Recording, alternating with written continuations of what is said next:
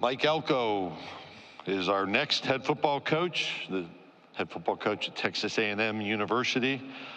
On our Thursday morning, he returns to College Station after spending two seasons as the head football coach at Duke University. Prior to his time in Durham, you'll recall he was the defensive coordinator and safeties coach at A&M from 2018 to 2021, helping lead the Aggies to 4 straight bowl opportunities. He's a native of South Brunswick, New Jersey, a graduate of the University of Pennsylvania with a degree in history back in 1999, and as a safety at that time in his playing career, he helped lead Penn to an Ivy League championship in 1998. He and his wife, Michelle, are parents to 3 children, and I've been told, and we were talking about some of his family engagements, which have in the past included ice hockey. I think that's changed for one of his children, cheerleading and baseball. He also loves to watch Premier League soccer, an avid fan of Arsenal Soccer Club.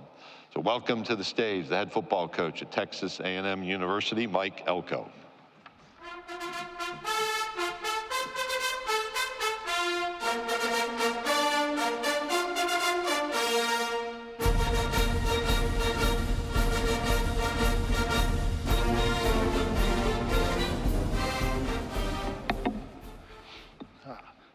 Good morning. Excited to be here at my first SEC Media Day. I think it's fitting that we are here in Dallas, given the recent expansion in this conference and what this city means to this state from a recruiting foothold standpoint, now kind of squarely located within the SEC footprint. So it's great to be here, home of current NFL stars, Myles Garrett, Von Miller, and Justin Madubuike, who all played their high school football in and around the DFW area. So it's always great to be back here. Like many before me, I want to start by offering my condolences to Coach Lane Kiffin and his family on the passing of his father. Coach Monty Kiffin was a legendary defensive coordinator. I was a young defensive coach when Coach Kiffin was establishing the Tampa 2 system down with the Bucks. He quickly became a defense that everyone was trying to emulate. I never personally crossed paths with him, but from afar, he set the standard of what defensive football should look like. Many of us over the years have tried to emulate it, majority of us unsuccessfully. That's probably why Lane is coaching on offense, but our thoughts and prayers are with him and his family through this difficult time. Next, I want to recognize a couple of people at Texas A&M. For starters, I want to give another congratulations to cornerback Kevin Smith, a former student at Texas A&M. Kevin was an All-American football player at cornerback for the Aggies. He went on to be a first-round draft pick of the Dallas Cowboys, where he was a 3-time Super Bowl champion here in Dallas. As Commissioner Sankey mentioned in his opening statements, Kevin will be inducted into the National Football Foundation College Hall of Fame this December, and so really excited to see him recognized for all of his accomplishments. At Texas A&M, we are blessed with tremendous leadership throughout our university and our athletic department. I want to acknowledge Chancellor John Sharp for his tremendous service to our university. He will be retiring in June after 13 years, and we sincerely appreciate all that he has done to make Texas A&M University a better place. I want to thank our president, General Mark Welsh, and our athletic director, Trev Alberts. The current alignment at our university, from president to athletic director to head football coach, has never been stronger. I'm blessed to be able to collaborate with such innovative thinkers as we navigate this new time in college football. I also want to mention the 3 players that are here with me representing Texas A&M today. It's really a unique situation for me coming back after spending 4 years. I have long-standing relationships with all 3 of the people that are here this weekend, even though it's my first year as the head football coach. I want to start with our 2 captains, junior offensive lineman Trey Zune from Fort Collins, Colorado. Trey grew up with strong Aggie ties. Trey's mom and dad, his grandma and his grandpa, and some of his aunts are all Aggies. Trey is a finance major who will graduate this December with a 3.0 GPA. Trey started 13 games last year and has made 24 starts so far in his career at left tackle. An outstanding leader in our locker room, Trey has been successful both on and off the field at Texas A&M. I was here as the defensive coordinator when he started his career, and it's great to be back to watch him finish out his time in Aggieland. Our other captain is our sophomore linebacker, Torian York from Temple High School in Temple, Texas. Torian and I go back a really long way. I started recruiting him when I was the defensive coordinator at Texas A&M when he was a young prospect. When I transitioned over to Duke, he quickly became a priority for us on our recruiting board at Duke. After about 8 months of recruiting him to Duke, we finally convinced him, I thought, to come join us out in Durham. And at the last minute, he received an scholarship offer from Texas A&M and decided to stay in state and go there. Torian graduated top 10 in his class, not top 10%, top 10 with a 4.0 GPA, and is currently a sports management major who aspires to coach one day. I think now's the time to probably give him a formal offer because he's going to be a tremendous leader in this industry. Last year, he started every game for the Aggies at middle linebacker. He earned both freshman All-American and freshman All-SEC honors. It's great to finally get a chance to coach him, and I'm excited to see where his future goes. Our third representative is junior defensive lineman Shamar Turner. I've probably known Shamar longer than any other player on our roster. A graduate of nearby DeSoto High School. I started recruiting Shamar back in 2019. To see his growth both on and off the field has truly been extraordinary. Shamar decided to return for his senior season, and he will graduate this fall with a degree in leadership. Shamar played in 8 games for us as a true freshman during my last season at Texas A&M as defensive coordinator, and he was selected to the 2021 All-SEC freshman team. Since then, he has gone on to start 24 games for the Aggies, and he was a second-team All-SEC player for us last year, and so he's poised to have a huge senior season. Last and certainly not least, I want to thank Commissioner Sankey for the leadership that he provides within the conference. Under his leadership, the SEC has clearly established itself as the premier conference in the country, not only in football, but across a lot of our sports platforms. In this ever-changing landscape of college athletics, leadership is critical, and we are fortunate to have a great one leading our conference. Many have spoken about the changing times of modern college athletics, and we are part of a new era for sure. The landscape in and around our sport, in and around college athletics, is changing constantly. Like many of my colleagues, there are certainly parts of this new era that have been challenging and frustrating to navigate. But I also think it's important today to recognize that it is also a challenging time for our student athletes. While it is true that players today receive significantly more perks for playing college football than ever before, we cannot lose sight of the fact that they are still 18 to 21-year-olds, and they are still very much in the developmental stage of their lives. Mental health issues that are an all-time high across the landscape of college football, the internal and external pressures that come along with this new model can be a lot for a young man to cope with. I think it's important now more than ever for us to remember that although the landscape has changed and some of the rules has changed, the overall mission is not. We are still in the business of developing young people. We are still in the business of developing them to become better people both on and off the field. Developing our players on the field to chase their NFL dreams is obviously critical to our success at Texas A&M, and we are fortunate to have the resources and facilities to do that. But it's also important that we continue to enhance them off the field so that they are well prepared for what comes beyond the game. We want to take pride in pouring as many resources into that area of our program as we do the football, so that when our players leave our program, they are ready for whatever comes their way in life. It's an exciting time at Texas A&M. As we stand here 2 weeks from training camp, like many others, it's an exciting time to get ready to get back on the field. At my opening press conference, I stated that it was time for our program to stop talking about what we are capable of, to roll up our sleeves, go to work, and start to fulfill our potential. In the last 7 months, that is exactly what we have done. I'm proud of how quiet our offseason has been. I'm proud of how quickly our players have adapted to a new culture and a new way of attacking football. We have introduced 41 new scholarship football players into our program. Just under 50% of our roster has turned over. But it's been awesome to watch them intentionally go out of their way to come together, to bond, and to be ready to put together a tremendous product for Aggie fans to be proud of this fall. Make no mistake, there's still a lot of work to be done for us to truly become the best version of ourselves, but we are meeting that challenge head on, and I am excited about our progress. There has never been a better time to be a Texas A&M Aggie. We are excited to get started. Thanks and gig 'em, and I'll open it up for questions from there. Thank you, Coach Elko. If you have a question, please raise your hand. We'll get a microphone to you. Please state your name and affiliation. Daniel, Nolan, and KD will get a microphone to you. Daniel, we'll go right here in the center section. Coach, right here in the center section in front of my table.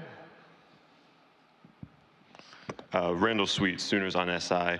Obviously, you guys have already had to recruit against Oklahoma and Texas, but with those two schools now joining the SEC, how does that change that dynamic, and does it make it any more difficult for you? No, I don't think so. I think obviously there have been recruiting wars in this state between those three schools that have probably started before I was born, and certainly continued in my time here as the defensive coordinator, and I'm sure will continue into the foreseeable future. And so, those three brands hold a lot of weight in this state. There's no doubt about it. I think obviously that's the group that you're consistently recruiting against, and the people that win those battles more frequently are going to be the teams that have the most success. Coach, we'll go straight in front of us in the second row. Hey, good morning, Coach. Morning. Cody Clearman on Texas football. In the past, the glaring advantage that A&M had over in-state rival Texas in recruiting was that you were all in the SEC. But with that now gone, do you see it becoming more like in the history of recruiting, being some kids are Longhorn kids and some are Aggie kids? Why or why not would you disagree or agree with that? I don't know. I think each kid's got to go through their process and kind of figure out what the right fit for them is. I don't know that, a league gives you necessarily that leg up. I think, we've got to build a program that people want to be part of. And I think it's no secret that recruiting in the state of Texas is extremely competitive. I think it's not only us in Texas. I think it's also a lot of other programs now coming in here. You see that in this cycle that we've got to fend off. And I think, our focus isn't just on one school. I think our focus is on going out and identifying the kids that we think can help us win a national championship and trying to get them to Kyle Field and Texas A&M. And I don't think that is a one-on-one situation anymore. I think this has changed a lot, and I think there's a lot more schools involved in that now. We'll stay in the same section, but towards the back. Robert. Robert Cessna, the Bryan College Station Eagle. Mike, you often hear coaches reflect back on the problems they were able to overcome in year one, year two, and maybe even year three in building a program. Is there any way you can speed that process up in year one, and do you already feel you're maybe ahead of the curve? I think in this era of college football, you better speed that process up. I don't think this is a very patient era. I don't think you come to a school like Texas A&M that has the ability to do what we're capable of doing, and you want to talk about building for a future, but I think you got to be careful that you don't skip steps along the way. I think you've got to establish a culture. You got to establish identity. You got to establish a way that you want to play football. And, I'm excited because I think our kids have embraced that. I think they've bought into what we want to be about. They've embraced the direction we want to go. And I'm really, really happy with the progress we've made in my first 7 months on the job. And now we've got to go finish that and be successful this fall. Coach, we'll go over here on my side, right in front of my table on this near aisle. Hey, Mike. Alex Miller with the Bryan College Station Eagle. Little off-the-wall question. Are you guys using artificial intelligence at all within your program, whether data analytics, health-related things, et cetera? No, not yet. I think some of those conversations have started off the record with roles in which AI can be utilized. Right now, I think we're still in the using our analysts, using our data reports, and kind of coming up with our own style of analytics. But I think that is certainly something that has started to get on the periphery of conversation, and I think maybe in the 3, 4, 5 years to come, I think you might start seeing that kind of move forward into this game a little bit more. Okay, we'll stay in the center section, about 4 rows back. Kirk. Thank you. Hi, Mike. Kirk Bowles from the Houston Chronicle. On the Texas A&M rivalry, what's been the biggest rivalry you've been a part of? I don't know if it's something back at South Brunswick, New Jersey, or in college football, and have you envisioned what November 30th atmosphere is going to be like?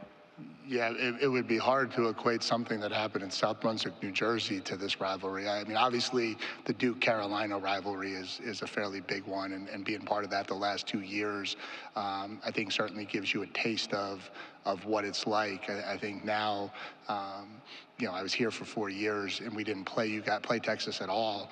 And it was very clear to me what our fans and our alumni thought of the university. Now that we're playing and we're in the same conference again, that's something that means an awful lot to Texas A&M people, and so it means a lot to our program. Coach, we'll go to this front section to our right. All right, right in the front row. David Nuno, TexAgs.com. Mike, where has the team made strides on the offensive line, an area of concern the last couple of years in protecting quarterbacks and whatnot? Yeah, I think it started with, the work that we've put in the offseason with Coach Moffitt. I think we challenged those guys to get bigger, to get stronger, to get a little bit more flexible. I think we've stayed healthier. I think that's been a big piece of it. I think if you look back to the last couple years, we've gone into training camp with parts of that group limited and not able to practice maybe the way they wanted to, and that always hurts your ability to get the cohesion and being able to get to the level you want to get to. And I just think we have to be intentional about how we put those kids in position to be successful. It's not lost on anybody that our ability to keep our quarterback healthy is going to play a huge role in our ability to have success this year. And some of that is on the offensive line, but that's a program conversation. What we're doing, what we're asking them to do, the decision making, the quarterbacks running, the system, how we call it, what we do. It's across the board. We've got to take some stress off of that group too, and allow them to go out there and have some success. Hey, Coach, we'll go over in the section in front of me again. Hi, Coach. Travis Brown, KBTX.com.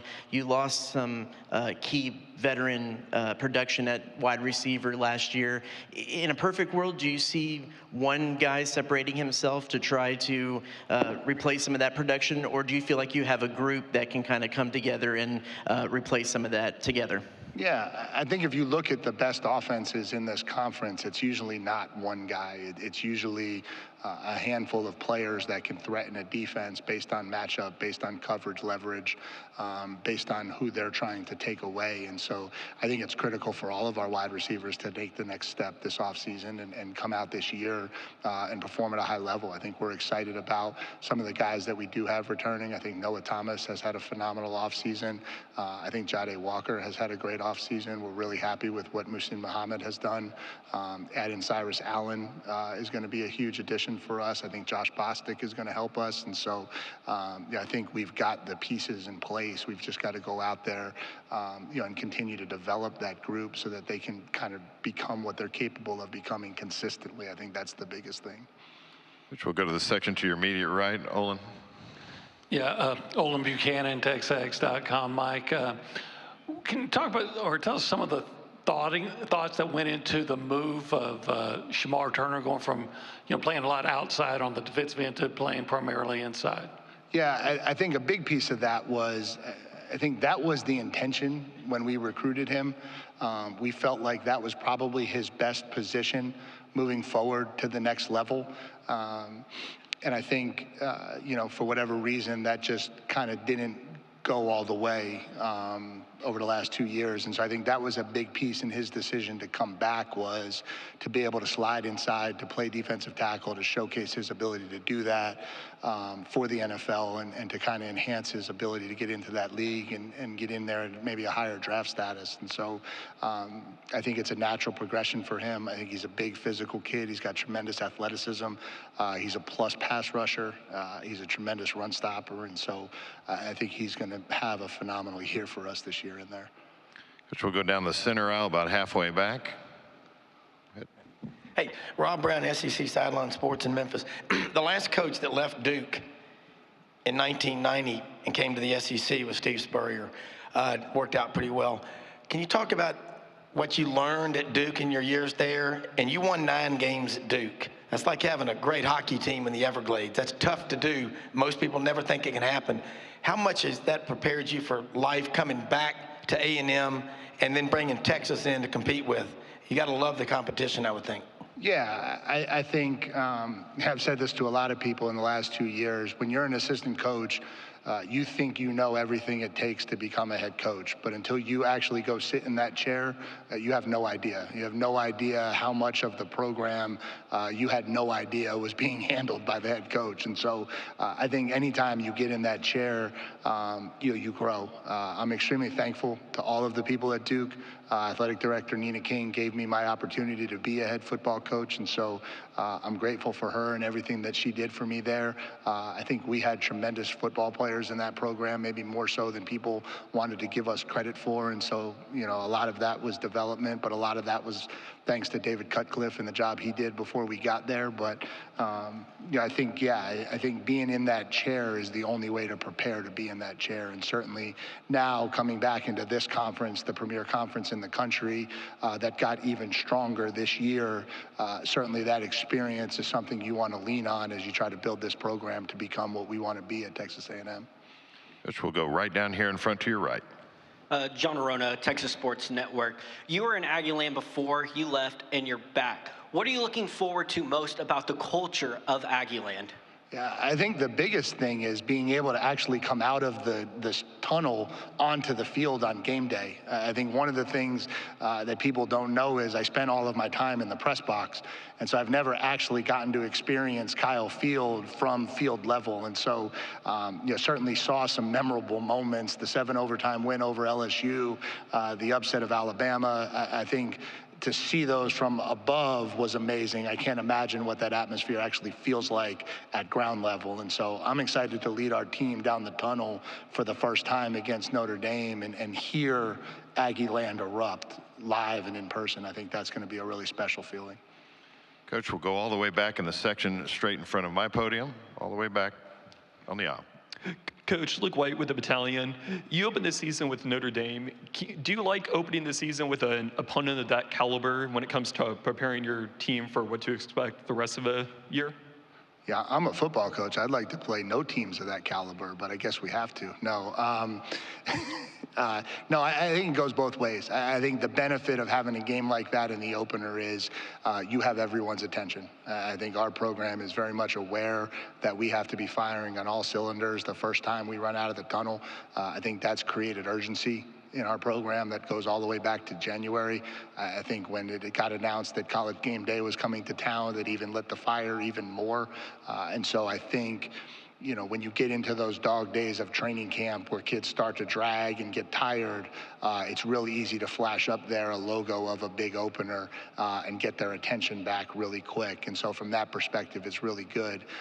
Sometimes you would like maybe a game to get the rust off, but it's going to be a level playing field for both of us. And so, we'll go out there and put our best foot forward. Coach, we'll go in the section right in front of you, about midway back. Sean J. Roger from CBS Sports. How are you doing, Coach? Good. How are you? I'm doing great. You mentioned it a little bit in your opening statement, but Texas A&M is a place that at times has been very loud, and this offseason you've chosen to be very quiet. What's gone into that? I just think you earn the right to have success in the game of football. I think that's a recipe that has stood the test of time, and that's what the offseason is about. The offseason is about being in places where nobody's watching, where no one's following you on Instagram, where nobody's posting about what you're doing, and getting up every day and going to work to become better so that you have a chance to have the success that you want to have in the fall. And so I don't know that I intentionally changed our thought process at Texas A&M. I think that's how I believe programs should be. I think when it's not football time, we should be working, and that's what gets you ultimately the results you want to have in the fall. And so I'm just proud that we've been able to do that so quickly in College Station. Coach, we'll go over to our right on the aisle. Hey, Coach. Steve Moulton, WZZN out of Huntsville, Alabama. You mentioned Tommy Moffitt earlier. So in this 7-month period, I was wondering what he has brought to your program and the relationship that you had with Tommy maybe before to hire him with the Aggies. Yeah, so it was interesting. Obviously the strength, everyone always asks about offensive coordinator. I'm a defensive-minded head coach, and so you get hired and everyone wants to talk about who's the OC. But, in truth, sometimes the most important hire you make is your strength and conditioning coach, because that guy spends so much time with your your team.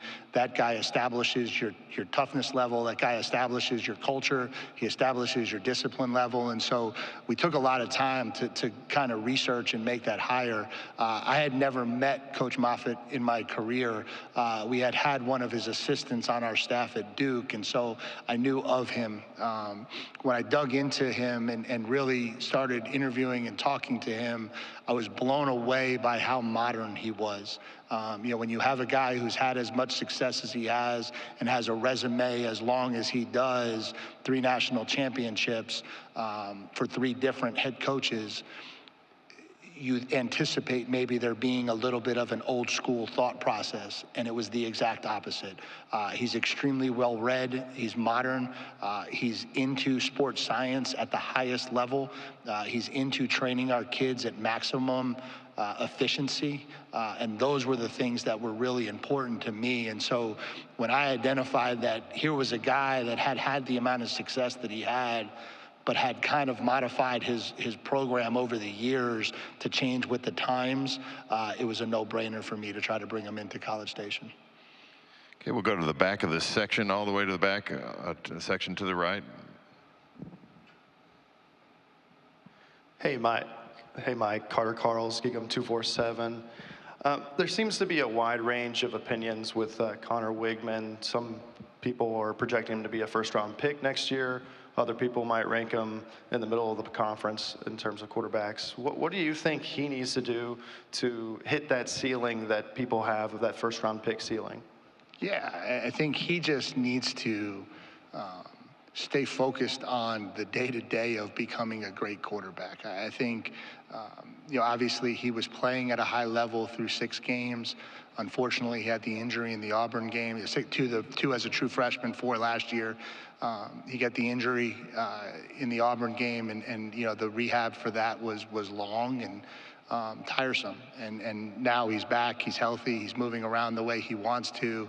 I just think he needs to take the next step, and it's his 3rd year of college football, but he's only played 6 games. And so he's got to pack experience into his brain that he's got to earn off the field. And so I think that's going to be critical for him as we move forward.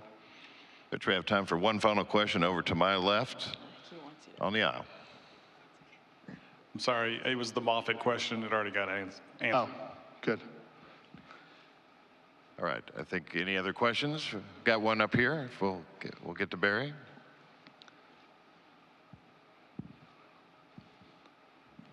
Yeah, Mike, Barry Trammell, Tulsa World, 12-team playoffs with us now. What does that do for schools other than Georgia and Alabama, which sort of have a pretty good road to it each year? What does that do for everybody else?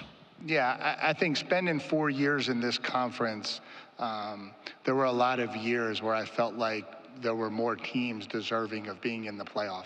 I felt like at times, certainly for us in 2020, I feel like this conference has clearly established itself to be the premier conference, and now what you have is more access. And so I think if you look at the College World Series as a model, more access has led to a lot more all-SEC semifinals, all-SEC championships. I believe you're going to see something very similar in the college football playoff.